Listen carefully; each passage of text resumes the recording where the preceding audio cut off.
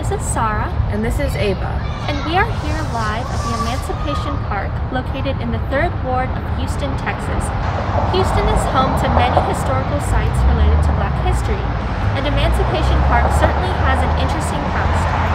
According to the Emancipation Park Conservancy.org, in 1872, exactly 150 years ago, Reverend Jack Yates, Richard Allen, Richard Brock, and Reverend Elias Dibble united as 4 former slaves to compile $1,000 to purchase 10 acres of land where they would commemorate their freedom and celebrate Juneteenth. The Emancipation Park was birthed out of the Emancipation Proclamation, which was issued in 1863.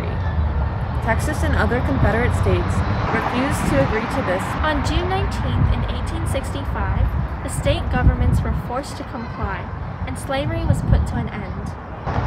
The Emancipation Park is the first African American park in Houston, and according to the Houston History magazine, quote, the city's oldest park and the first park in the state of Texas that celebrated Juneteenth. What's really important about that is, if you think about it, these are people who were enslaved and they were seen as property. They were seen as less than human beings. And now they actually get to exercise their rights as actual human beings and as American citizens to buy and own land. The pool, specifically, there was nowhere else in Houston where African Americans could actually swim, because there was the segregation was so critical that basically you weren't allowed to swim in anything else. And so a lot of African Americans to this day don't know how to swim because of these things that have historically been the case.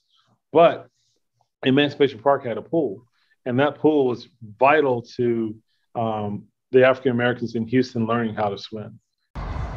In 2017, after 7 years of work and a budget of over $33.6 million, the renovations of the Emancipation Park were completed.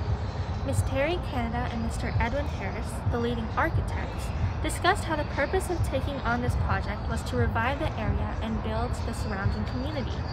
The importance of this park in the 3rd Ward was, it had a great impact. It was the place, it was the heart of the community. And over the years, it went into decline. One of the things they wanted to do was, spark or positive, actions around that area. Some of these unique architectural designs include the rust-colored panels on the side of the main building. We kind of range in, tone and color and all that sort of stuff. And all those things, I think, are things that for a long time have been frowned upon. But for us, we saw that as something that should be celebrated. And so we wanted to put all these colors on display, and that we're not kind of this one single thing. We are not a monolith. We are, a myriad of different colors and a gradient of a lot of different things. These are the 4 monuments stationed at each corner of the park. They kind of emerge out of the ground. The idea was that the 4 founders are almost like sentinels or guardians of the park. Another feature of this park is the Archway Structure. The mirrored reflection on the inside was the idea about seeing yourself in freedom. The 4 words on the structure include liberation, opportunity, release, and creativity. This was literally peeling itself up from the ground, and it would open up and be this like celebratory kind of release. In the past, the park has held many events like horse races, carnivals, and Juneteenth celebrations. In recent years, the park has been used as an interactive space for the community to come together and to celebrate Juneteenth.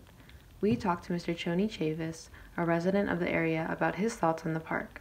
To your point, just to celebrate the community, celebrate the area, just having a free place for people to go and feel comfortable and feel safe.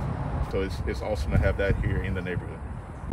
Well, being new to Houston, when I saw the park, it was just amazing how they had an area that had so much activity for the community to come do. I mean, there's big fields where you can run around and play. There's an inside gymnasium. They have classes riding by every day. You see like fitness trainers out front helping the community out. All benefits the community and stuff that I wish I had when I was growing up. In conclusion, the Emancipation Park has played an important role in Houston's history during the 20th century to bring a more just and equal America, and its impact can still be seen today. Thank you.